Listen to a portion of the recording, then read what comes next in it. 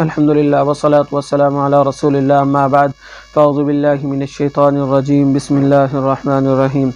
حضرات گرامی قدر، یقیناً مسلمانوں کے اوپر اس وقت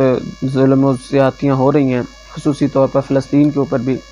لیکن میرے بھائیو حقیقت یہ ہے اس موقع کے اوپر بھی ہم اپنے دشمنوں کو پہچاننے کی بجائے، صحیح راستہ اپنانے کی بجائے، الٹا ہم ان لوگوں کو کوستے چلے جا رہے ہیں کہ جو لوگ ہمارے محسن بھی ہیں اور جو کسی حد تک پھر بھی دین کا نام لیے ہوئے ہیں۔ مثال کے طور پر آج بھی دین قرآن و سنت کی شکل میں، اصل حالت میں یا دین صحیح حالت میں اگر پھر بھی کسی جگہ پر موجود ہے تو باقی ممالک کی نسبت سعودی عرب کے اندر قدرے بہتر حالت میں ہے۔ میں یہ تو نہیں کہہ سکتا کہ 100% اسلامی نظام وہاں پر نافذ ہے، غلطیاں ہیں، جو غلطیاں ہم ان غلطیوں کی تائید نہیں کر رہے، لیکن باقی ممالک کی نسبت کے حساب سے دیکھا جائے، ایران پاکستان کے حساب سے دیکھا جائے، ترکی کے حساب سے دیکھا جائے، ایران کے حساب سے دیکھا جائے، وہاں پر فحاشی کم ہے، عریانی کم ہے، عقائد کی صحیح تعلیمات دی جاتی ہیں، دربار وہاں پر نہیں ہے، شرک وہاں پر نہیں ہے، اس طرح بہت ساری جس چیز میں بھی آپ دیکھیں گے، ایون کہ اسلامی حدود کے حساب سے بھی اگر آپ دیکھیں، اسلام کے کسی بھی اینگل سے حساب سے اگر آپ موازنہ کریں نا تو سعودی عرب کے اندر اسلام باقی ممالک کی نسبت بہتر حالت میں نظر آتا ہے۔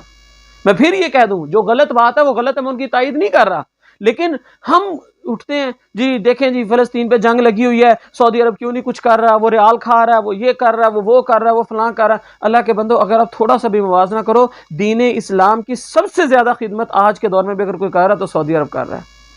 ہم جن کے موازنے میں ٹھیک ہے ان کو کرنا چاہیے تھا، یہ ان کا حق بنتا ہے، دیکھو یہ ہماری ذمہ داری تو نہیں، ہمیں نہیں پتا ہمارے کیا معاملات ہیں، حکمرانوں کے کیا مسائل ہیں۔ دیکھیں اگر یہ جو جنگ لگی ہوئی ہے ہمارے لیے تو وہ ایک اقدامی جہاد کی حیثیت رکھتی ہے نا، ہم اپنے حکمران کی اجازت کے بغیر اس جہاد پہ نہیں جا سکتے۔ اب جب ہم اس جہاد کے لیے جا نہیں سکتے، اللہ رب العزت نے اس کے لیے ہمیں مکلف بنایا ہے ہمارے حکمرانوں کا، تو ٹھیک ہے کل قیامت والے دن اللہ پوچھے گا بھی حکمرانوں سے، آپ سے نہیں پوچھے گا۔ دیکھیں جس طرح ہم نماز کے بارے میں بات کرتے ہیں کہ جی نماز سنت کے مطابق ہوگی تو قبول ہوگی ورنہ قابل قبول نہیں، آپ کا عقیدہ قرآن و سنت کے مطابق ہوگا تو ٹھیک ہوگا ورنہ نہیں، اسی طرح میرے بھائیو جہاد بھی ایک شرعی عمل ہے، اسلام کی کوہان ہے، ایک عظیم ترین عمل ہے، اتنا عظیم کہ خون کا قطرہ بعد میں زمین پہ گرتا ہے لیکن اللہ رب العزت پہلے سارے گناہوں کو معاف کر دیتا ہے، یہ عظیم عمل ہے، لیکن یہ بھی کیسے ہوگا، یہ بھی تو شریعت نہیں بتانا ہے نا۔ تو شریعت نے ہمیں اس معاملے میں اقدامی جہاد کے حوالے سے حکمران کے ماتحت رکھا ہے، تو ہمارا حکمران جواب دے، یہ وہ جانے اللہ جانے، ہم جو کچھ کر سکتے ہیں ہمیں وہ کرنا چاہیے، لیکن اس موقع کے اوپر کم از کم ہمیں صحیح لوگوں کا ساتھ تو دینا چاہیے۔ ہم لوگ کیا کرتے ہیں جی ترکی یہ کر رہا ہے، ترکی وہ کر رہا ہے، ایمانداری سے بتائیں کیا ترکی کے اندر اسلام سعودیہ کی نسبت بہترین حالت میں ہے؟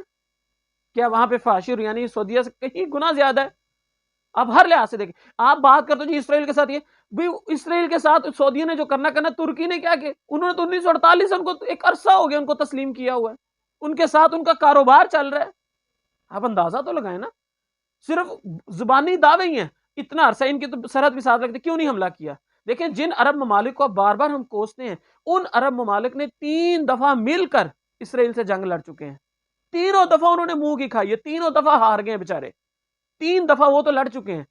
اب ان کو لگ رہا ہے کہ ان کے اندر اتنی ہمت استطاعت نہیں ہے کہ وہ مزید یہ جنگ کریں۔ آپ دیکھیں نا کہ جو لوگ دعوے کر رہے ہیں ترکی کو بار بار خلیفہ بنا کے پیش کرتے ہیں، ترکی نے کتنی جنگیں اسرائیل کے ساتھ لڑی ہیں ایمانداری سے بتائیں؟ ایران نے کتنی جنگیں لڑی سوائے بیان بازی کے کچھ کیا آج تک؟ کوئی ایک جنگ بتاؤ انہوں نے کی؟ چلو جب عرب جنگ لڑ رہے تھے تب انہوں نے ساتھ دیا، بلکہ الٹا آپ ذرا غور تو کریں، عراق میں جب جنگ ہوئی صدام کے خلاف تب ترکی نے کیا کردار ادا کیا تھا؟ امریکہ کو اپنے اڈے دیے، ساری سہولت پرووائڈ کی ان کو۔ ایران کا کیا کردار ہے؟ شام کی تاریخ کے شام کو عراق کو بھول گئے ہم، کیسے ان کو کھنڈر بنا دیا، اور اس میں کن لوگوں نے ان کا ساتھ دیا؟ اسی ایران نے۔ ہم ان ایرانیوں سے امیدیں لگائے بیٹھے ہیں کہ وہ ہماری مدد کریں گے جن کی تاریخ بڑی پڑی ہے کہ آج تک انہوں نے مسلمانوں کو نقصان ہی پہنچایا، وہ ہمارا ساتھ دیں گے؟ وہ اللہ کے بندو کچھ تو خدا کا خوف کرو۔ ہم بار بار عرب علماء کو، وہ ایک سیلفی لوگ رہ گئے ہیں ان کو بھی آپس میں لڑا مروا دو، جن لوگوں سے تم امیدیں لگائے بیٹھے ان سے کون آگے بڑھے؟ ترکی سعودیہ سے کئی گنا زیادہ مضبوط ہے، ان کو آگے بڑھ کے کرے جہاد، کیوں نہیں کرتا؟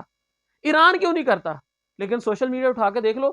سعودیہ کے خلاف ہی بولی جا رہے ہیں، میں کوئی سعودیہ کا نہ باشندہ ہوں نہ میں کوئی ان کے سائڈ لے رہا ہوں، میں صرف حقائق کی بات کر رہا ہوں کہ اللہ کے بندو جو لوگ مضبوط ہیں، جن کو آپ بار بار جن کے مقابلے میں جن کے بیان بازی پیش کر رہے ہو، ان کی ذرا تاریخ تو پڑھ کر دیکھو، منافقت سے بھری پڑی ہے،